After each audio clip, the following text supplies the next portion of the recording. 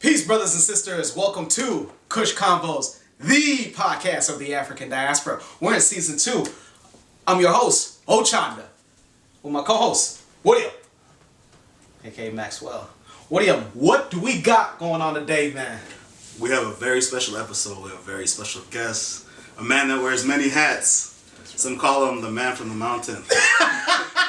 Some call him CEO and owner of Zabuni Coffee. Yeah! He might be a CS or MP somewhere else, so we don't know. But he's also a commissioner for African American Affairs here in the state of Nebraska. So we'd like to give a warm welcome to our brother, Mambo VP.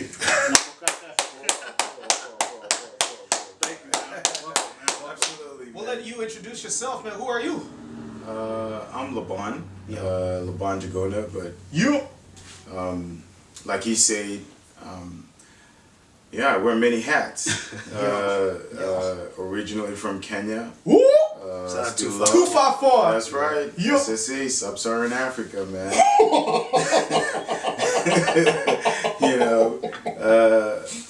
But Nebraska is home, and we live and play here now. So Yeah. Nice, what it is. Nice. And so he had mentioned you're a commissioner. I know there's more than one commissioner of what affairs? Is it financial affairs? Is it Latino affairs? Is it Asian affairs? It's What? African. So the Nebraska Commission of African American Affairs. Woo! amazing. You're one of those commissioners? I'm one of those guys.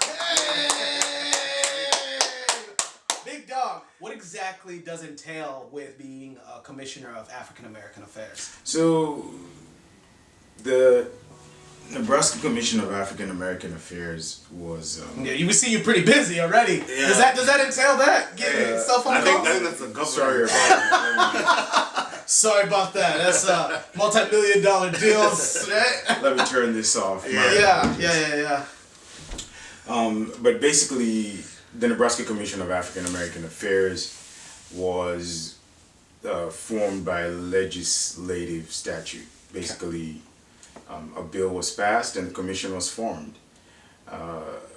Unfortunately, in Nebraska, we had two other commissions, the Indian Affairs and the Hispanic, that were set about or formed 50 years ago. Back in the 70s? Yeah, back in the 70s. Quick maths. Back in the 70s. Back in the early 70s. And wait, and so the African American Affairs wasn't formed until 2021. Okay. So wait. Because I never heard of it. So they had a 50, depending on what year in the 70s, 50 plus year head start. They did. They do. No They did. wonder why things are the way that they are. Yeah. Is that why my plates to register my vehicle are as high as Yeah, we gotta take care of that though. I appreciate that. So okay, what So- exactly entails, So basically what we do is we're appointed by the governor. We're an independent commission appointed by the governor.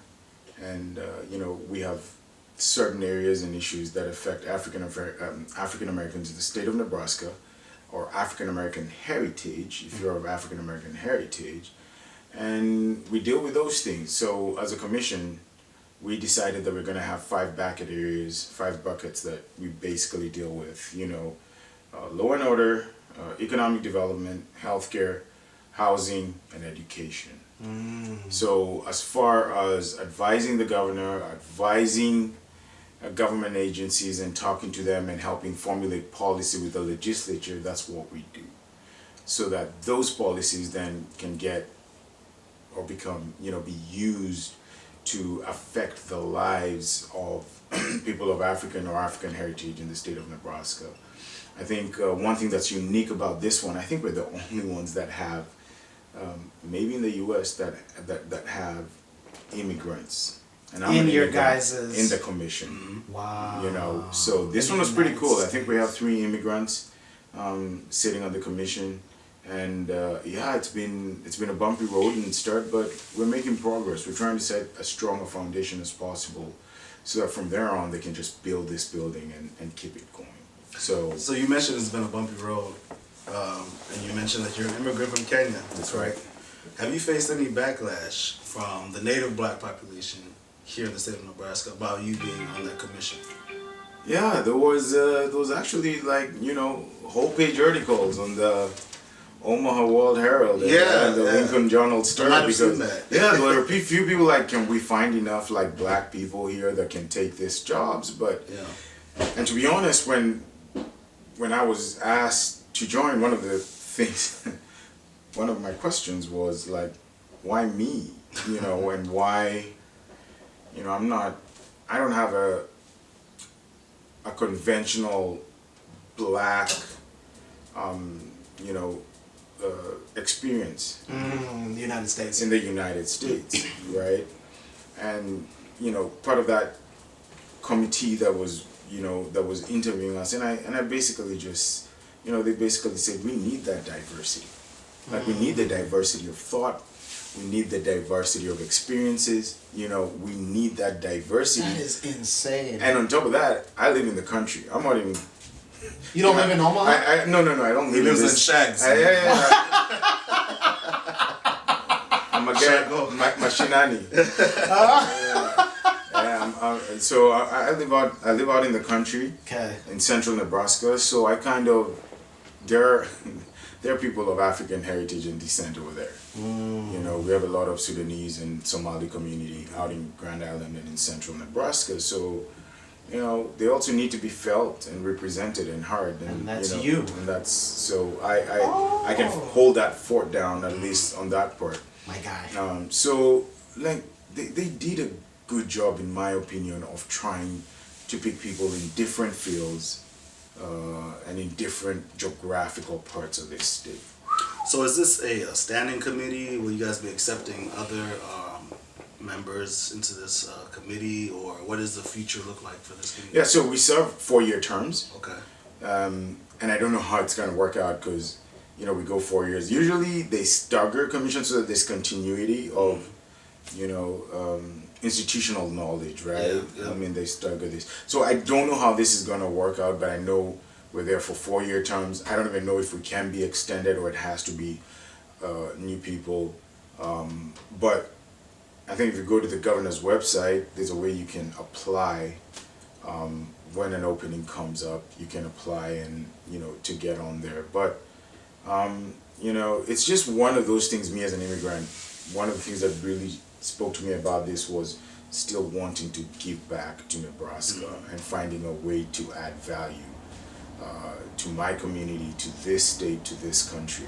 And I thought, okay, you know, I can add some value here. Which you have, and thank you for that. I hope that. On behalf of the state of Nebraska. Thanks, man. Yeah. So, you had said that when you were approached, you asked those individuals, why me? Do you feel like the African immigrant experience in the United States, when we're getting approached with these situations, that like sometimes we lack confidence in ourselves and the ability, do you feel like that's a factor sometimes? So, yeah, but I think we limit ourselves more than we are limited. You know? So we just sit down and say, that's not me, I can't do this, or whatever doubt you saw in yourself. I don't have issues with confidence. You know. So I do not have any kind of problems in that area. I have challenges in other areas, but that's not one of them. In fact, I seek out this opportunities, gatherings, places. I seek out people because I want to engage. I want to be of value. My God. You know. So yeah, I drive a lot. A lot of things happen in Lincoln and Omaha, you know, in this state. This is where big things and decisions and, you know, conversations are happening or beginning or being implemented. So, you know, I find myself out this way a lot as well. Because, you know, I want to be part of that, and I do feel that I have a contribution to make. So, since we're talking about the state of Nebraska, you know, this past summer, you know, I was privy of an important dignitary or a dignified person that is now president of the Great Republic of Kenya. Oh, really? That came to our state. Of Nebraska? Yes. Wow. Life. And I know you played an important part in that. So can you tell us a little bit more? You met the that head of that weren't state. in the room, you know? Yeah, you met the chicken farmer? The man from Savoy, man. You know what's funny? We're actually like, so he's Kalenjin, and where I come from, we actually share the same names. So I believe really? deep down, like my grandpa, his last name is Moy. You know? In South Sudan? Yes, but I'm not a dynasty. You can't claim that and then say I'm not a dynasty. So what you're saying though is that so you have like the Kalenjin He actually looks like me. That's what I get every time I'm in telling Kenya. Like, are you Kalenjin? I'm like, You might be. You do look. You probably that makes a lot of sense, bro. You know. Yeah. So Wow. I claim it. So you might have Kalenjin, or like they have roots to your South Sudanese tribe that you hail from. No, definitely. I believe we'll study this on another episode further. But I'd like to get back to Mr. Laban, man, and how that experience was for you. So yeah, I have met him on a few different occasions in Kenya, primarily. Chicken farming? The chief, it's called the chief chicken seller.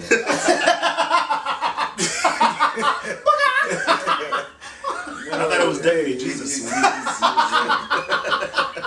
He's Mr. President. Prezo, yeah. We gotta give him respect. Yes, we gotta give him yes. respect. Prezo.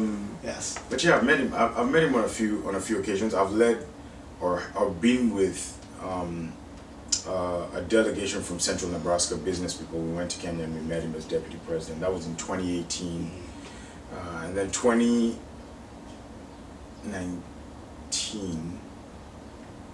I think I've met him on 4 different occasions in Kenya. And so the opportunity came up. I was like, would you mind coming? When you come to the US, come to Nebraska.